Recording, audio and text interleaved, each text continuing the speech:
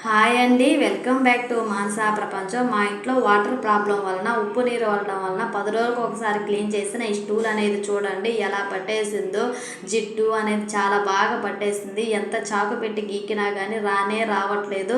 ఇలా చేత్తో గీకినా కానీ రావట్లేదండి. అంత బాగా పట్టేసింది. 10 రోజులకు ఒకసారి క్లీన్ చేసిన ఈ జిడ్డు అనేది ఇంకా పోవట్లేదు. దీన్ని ఇంట్లో ఉండే వాడితో చాలా ఈజీగా ఎలా క్లీన్ చేయాలో చూద్దాం. వీడియోలోకి వెళ్ళే ముందు మన ఛానల్ని ఎవరైనా ఫస్ట్ టైం చూసినట్లయితే ప్లీజ్ లైక్ చేయండి, అలాగే షేర్ చేయండి, సబ్స్క్రైబ్ చేయడం మాత్రం మర్చిపోకండి.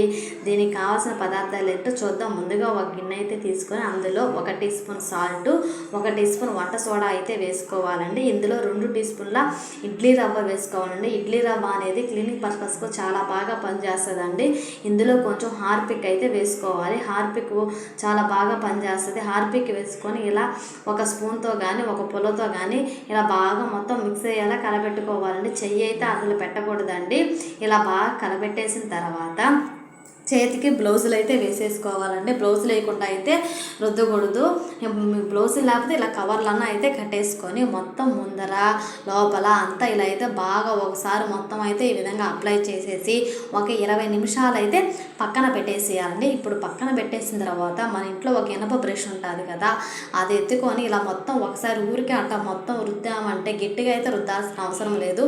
ఊరికే అట్ట మొత్తం రుద్దితే అంటే దానికి పట్టిందంతా వచ్చేస్తుందండి. ఇలా ఇప్పుడు చూడండి, వాష్ చేసి చూపిస్తాను ఎంత క్లీన్గా వచ్చేసిందండి.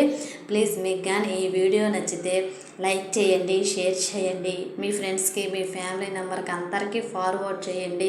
సబ్స్క్రైబ్ చేయడం మాత్రం మర్చిపోకండి. ఎలా ఉందో మీరైతే ట్రై చేసి నాకు కమెంట్ అయితే చేయండి.